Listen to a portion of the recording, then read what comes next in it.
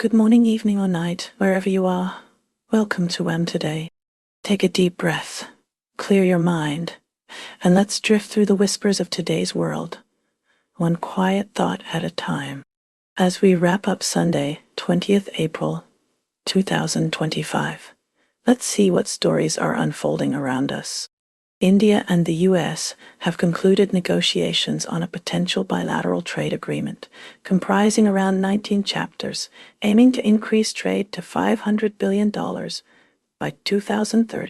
India has also voiced concerns to the US regarding notices sent to Indian students, following a survey revealing that half of the impacted students are Indian. This issue comes ahead of US Vice President Vance's visit. The family of Harsimrat Kaur Randhawa, an Indian student from Punjab fatally shot in Canada, is requesting assistance from the Indian Centre and the Punjab government to bring her body home. The Ministry of External Affairs, NEA, is working on this. Furthermore, India's concerns led to the cancellation of a Pakistani Navy exercise near Trincomalee, given the Pakistan Navy's strong ties with China's PLA Navy. Kuwait's permanent representative to the UN, Tariq al-Banai, has identified India as a significant player in the UN Security Council (NSC) reform process. Turning to Nepal, 25 Indian tourists sustained injuries in an accident, with 3 in critical condition. They received initial treatment at a local health center, and 19 were then moved to Tulsipur in Uttar Pradesh. In the latest from Canada, the fatal shooting of Harsimrat Kaur Randhawa, an Indian student from Punjab, has prompted her family to seek assistance from both the Indian Centre and the Punjab government to facilitate the repatriation of her remains to India. The Ministry of External Affairs, NEA, is actively involved in addressing this sensitive matter. Australia. Clive Palmer, an Australian billionaire, has launched the Trumpet of Patriots campaign, pushing for policies mirroring those of Donald Trump. Addressing 400 people at his resort, Palmer attacked the Labour and coalition parties as dumb and dumber, handing out hats emblazoned with "Make Australia Great Again." On the international stage, the Australian government plans to lobby for the release of Oscar Jenkins, a 33-year-old Melbourne man and former teacher sentenced to 15 years in Russia for fighting with Ukrainian forces. The government will make direct appeals to Vladimir Putin's administration concerning Jenkins' situation. Within Australia, dangerous surf conditions over the Easter weekend along the east coast resulted in 5 fatalities. 4 drownings occurred in New South Wales, and 1 person is still missing, the result of large waves generated by ex-tropical cyclone Tam. Lifesavers strongly advise the public to follow safety guidelines. United States. The United States government mistakenly deported Kilmar Abrego Garcia.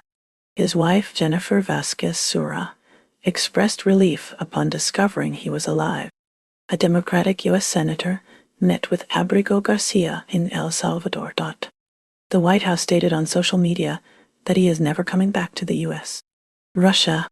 Russia is facing diplomatic pressure from Australia regarding Oscar Jenkins, a 33-year-old Australian citizen from Melbourne and former teacher, who was sentenced to 15 years in prison for fighting with Ukrainian troops. The Australian government will make representations to Vladimir Putin's regime regarding Jenkins' case, seeking his release. China insists it has not supplied lethal aid to any party in the Ukraine conflict and portrays itself as neutral, even as Western nations scrutinize its ties to Russia. This relationship continues to provide Russia with essential economic and diplomatic support. The U.S. has accused a Chinese satellite company of aiding Houthi rebel attacks in Yemen, prompting a response from a Chinese Foreign Ministry spokesman who, while claiming ignorance of the specifics, affirmed China's commitment to de-escalating Red Sea tensions. In Beijing, 21 humanoid robots from companies including Droid VP and Noetix Robotics participated in the Yichuan Half Marathon, running with human athletes after undergoing extensive testing. Beijing officials compared the event to motor racing, highlighting the importance of engineering and navigation support. Turning to the United Kingdom, Chancellor Rachel Reeves has cautioned against economic disengagement from China, describing a reduction in involvement with US Xi Jinping's administration as very foolish. This stance emerges amid speculation that the US might pressure the UK to curtail its dealings with Beijing.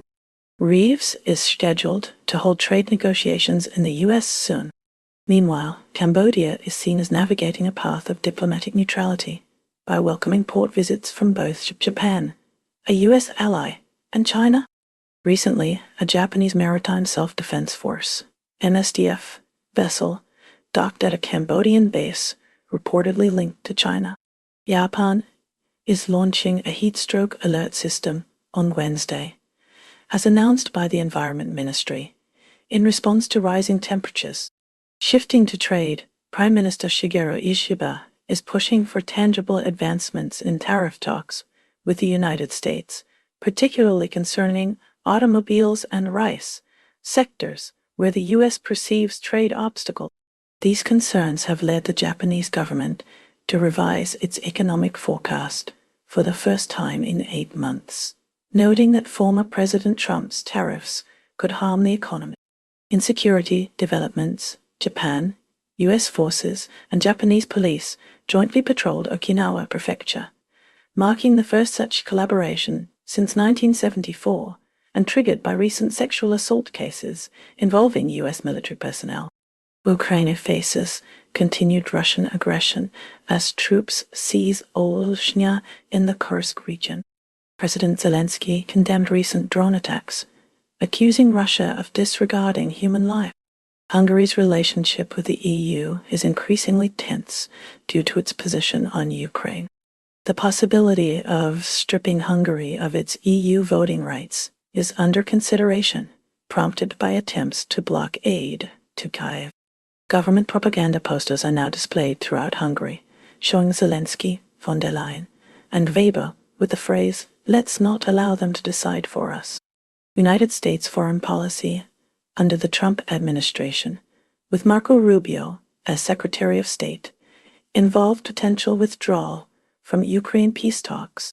The U.S. warned it might move on if significant progress wasn't made, highlighting concerns about the administration's commitment to mediating complex international disputes. The United States is currently engaged in intense nuclear talks with Iran, facilitated by Oman, with a subsequent round held in Rome. Iran's Foreign Minister Abbas Araki believes a nuclear agreement is attainable, contingent on the U.S. presenting reasonable demands. The core of these discussions centers on Iran's rapidly developing nuclear program. This diplomatic effort unfolds against a backdrop of heightened tensions and long-standing animosity between the two nations. It is also reported that former President Trump has privately advised Israel to delay any potential military actions against Iranian nuclear sites. Concurrently, the U.S. has intensified its actions against the Houthis, launching lethal strikes on a Red Sea oil port under the control of these Iran-supported militants, resulting in numerous casualties and fueling worries about an expanding conflict within the Middle East. Ukraine mourns the loss of 35 lives, including 2 children, after a Russian missile struck a bus near Sumy on Palm Sunday, as it transported passengers to church. Alla Shershonkova, a survivor, recounted the horrific scene. Shifting focus to Russia, President Vladimir Putin declared a unilateral Easter ceasefire, hoping for a similar gesture from Ukraine during the Easter period. This declaration came after former U.S. President Donald Trump suggested that negotiations between Ukraine and Russia were close to a resolution. Russia has accused Ukraine of breaching a U.S.-brokered moratorium, alleging 10 strikes on its energy infrastructure in the last 24 hours. Russia has also claimed to have retaken the village of Oleshnya in the Kursk region from Ukrainian forces. Russian and North Korean soldiers have nearly deprived Kyiv of a key bargaining chip by retaking most of the region. Pakistan saw the expulsion of over 80,000 Afghan nationals before the April 30 deadline. An Interior Ministry advisor confirmed this action. In the Sadar neighborhood, a mob murdered a man from the Ahmadiyya minority group. The Tehreek-e-Labbaik Pakistan members were part of the mob. The accusation against the man was that he offered Friday prayers. The Ahmadiyya community faces ongoing persecution. The government views them as heretical. More than 170 individuals were arrested for attacking KFC outlets. The attacks occurred during protests linked to the Gaza war. These attacks reflect boycotts against Western brands in Muslim-majority countries.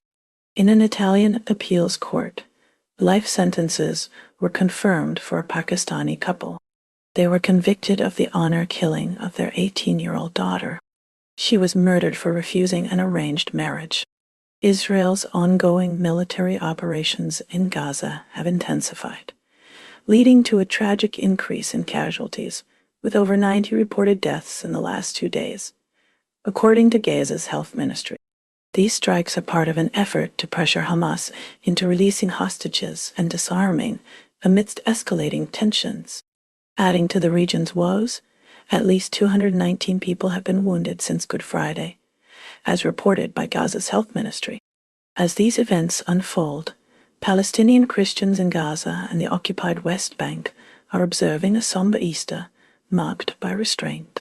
Separately, Israeli historian Robert Rosette has proposed that Holocaust memorials should serve as critical reminders of human cruelty, prompting museums to reconsider their representations of the Holocaust. Australia recently saw Prime Minister Anthony Albanese secure a trade victory with Canada concerning the iconic Vegemite spread, after Canadian food laws initially prevented a Toronto cafe from selling Vegemite. Albanese's intervention led to a reversal, which he hailed as a positive outcome for Australian businesses.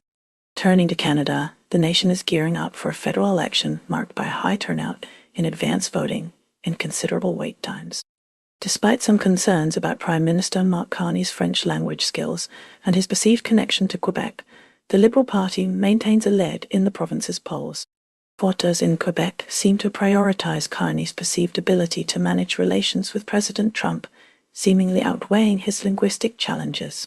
The Democratic Republic of Congo is grappling with the aftermath of a devastating boat accident on the Congo River, where a fire and subsequent capsizing led to the confirmed deaths of 148 people, leaving over 100 still unaccounted for.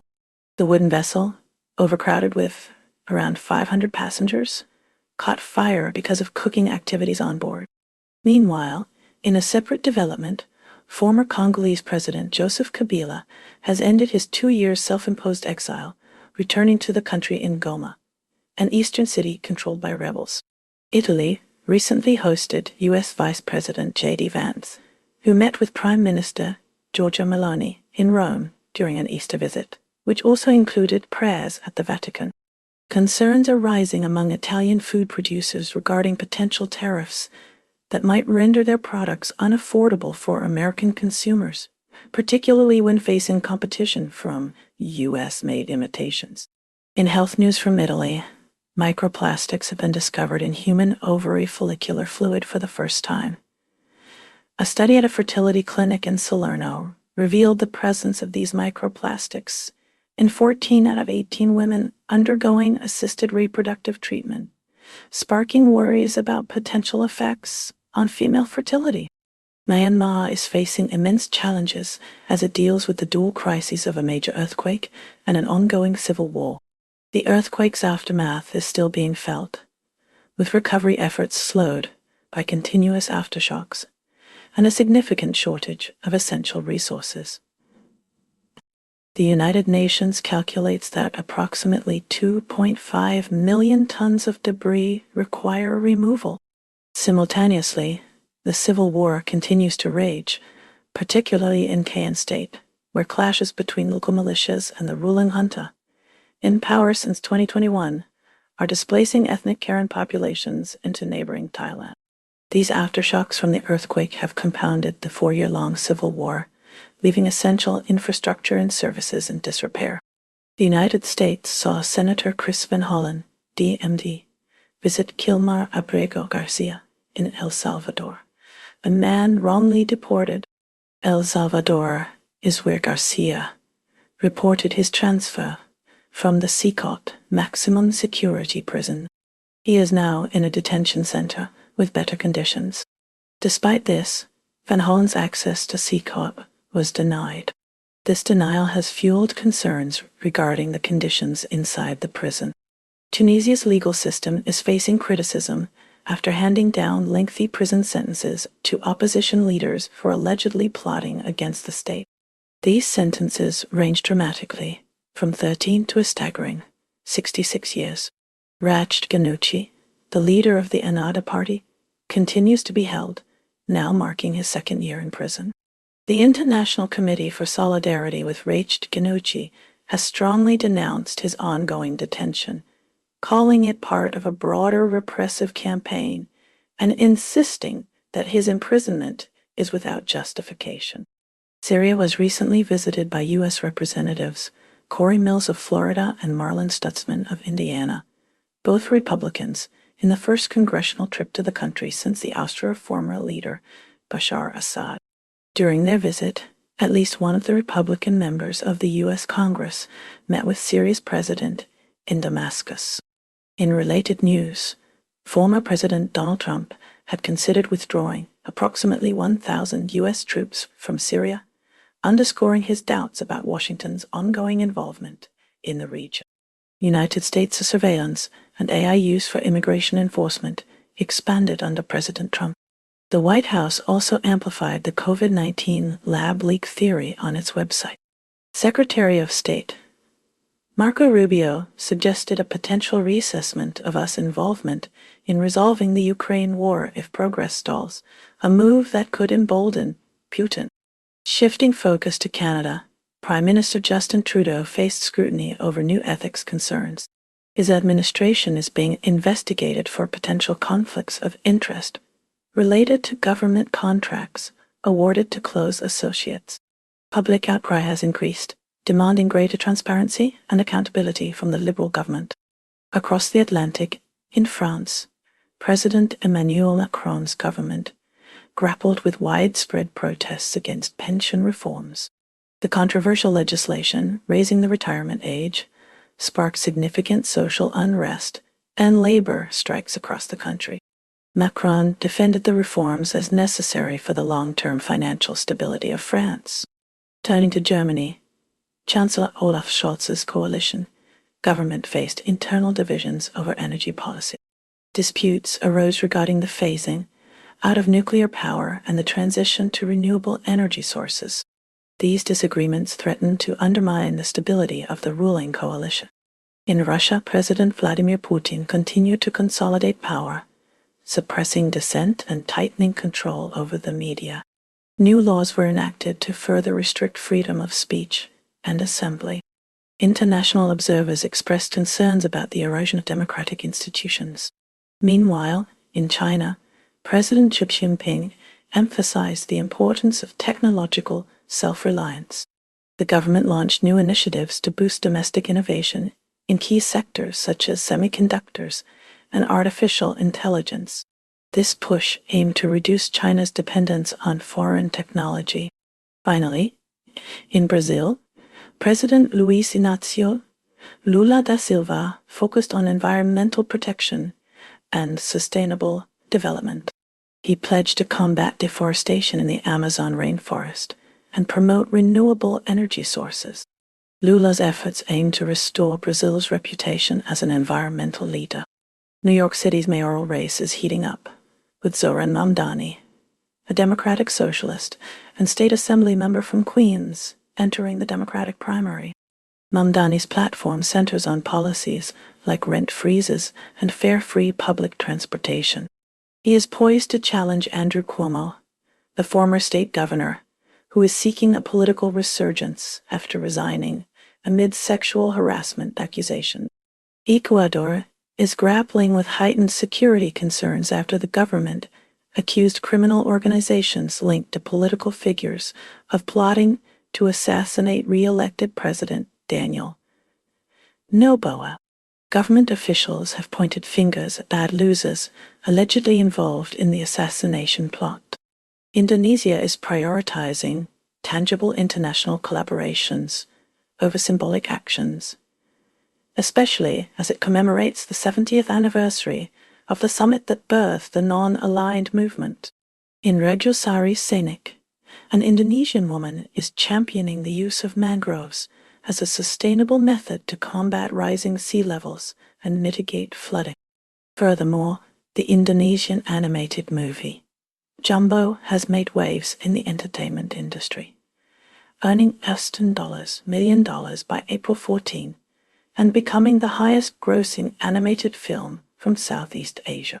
Bangladesh is facing condemnation from India's Ministry of External Affairs, MEH, regarding the systematic persecution of Hindu minorities under the interim government. The MEH urged the Bangladeshi government to ensure the protection of all minority groups.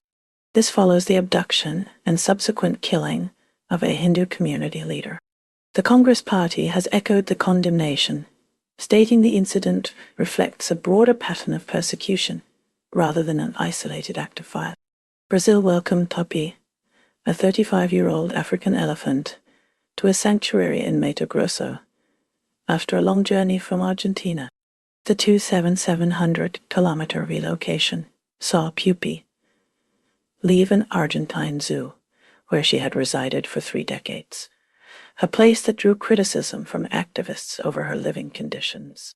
Reports indicate Pupi is in good health and adjusting well to her new surroundings. Afghanistan felt the tremors of a magnitude 5.8 earthquake originating near its border with Tajikistan. Tajikistan was the epicenter of the earthquake, which also impacted neighboring regions. Pakistan also experienced the earthquake's effects, with tremors felt in various areas. France has seen President Emmanuel Macron actively working to attract foreign researchers, particularly those in the United States, who may be affected by federal research spending cuts.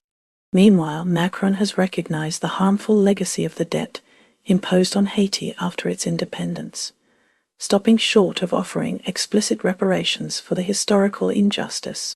Turning to Canada, Prime Minister Justin Trudeau's government is facing increasing scrutiny over its handling of rising housing costs. Critics argue that policies intended to cool the market have not been effective, and affordability remains a significant concern for many Canadians. In the United Kingdom, the government is grappling with the ongoing challenges posed by Brexit, including complex negotiations regarding trade and border arrangements with the European Union. The economic impact of Brexit continues to be a subject of intense debate. Across the Atlantic, the United States is currently embroiled in discussions surrounding potential changes to its healthcare system. Proposed legislation is facing strong opposition, raising concerns about access to affordable health care for millions of Americans. Mexico observed a somber Good Friday in Atlixco, where men participated in a tradition involving chains and cactus piercings. Earlier, a bright fireball, was seen near Mexico City before dawn. Somalia continues to grapple with the long-term presence of Somali refugees in the Dadaab refugee complex located in Garissa County. These refugees, many of whom have lived there for over 3 decades, face uncertain prospects as U.S. resettlement programs remain stalled. Tunisia is facing increasing criticism for its slide into authoritarianism under President Kais Saied. A recent court decision sentenced approximately 40 individuals, including prominent political opponents, to lengthy prison terms, some as long as 66 years. Malaysia mourns the passing of Abdullah Ahmad Badawi, Prime Minister from 2003 to 2009, at the age of 85. He was known for his calm demeanor, a contrast to the more assertive leadership of his predecessor, Mahathir Mohamad. Romania is gearing up for a presidential election, a critical moment for its democratic processes. This follows an annulled vote that triggered the country's most significant political crisis since 1989. Yemen experienced a tragic U.S. airstrike on an oil port, reportedly resulting in at least 74 deaths and 171 injuries, according to Houthi rebels. The strike occurred during President Trump's campaign against the Houthis. Sri Lanka saw a concerning incident ahead of the Easter bombings anniversary, when a gunman fired upon a church, damaging windows. Police have arrested a suspect and no injuries were reported.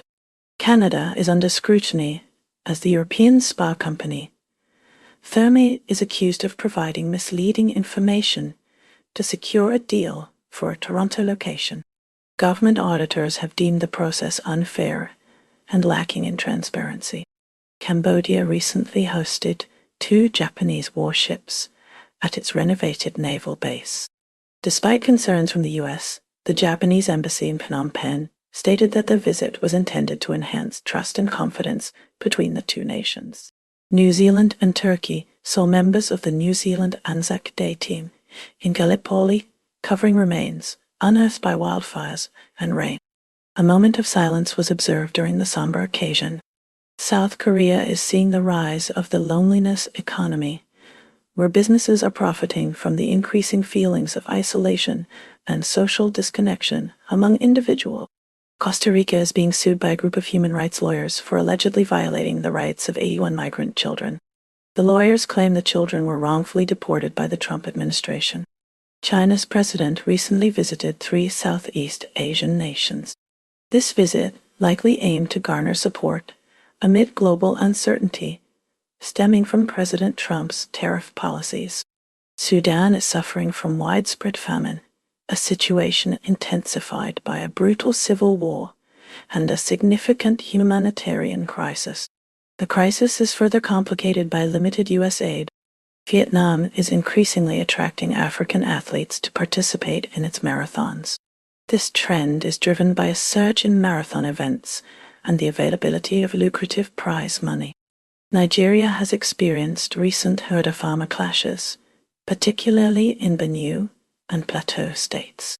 These clashes have resulted in at least 17 deaths, exacerbating existing tensions in the region. And that's a wrap for today's news, because even headlines need a nap.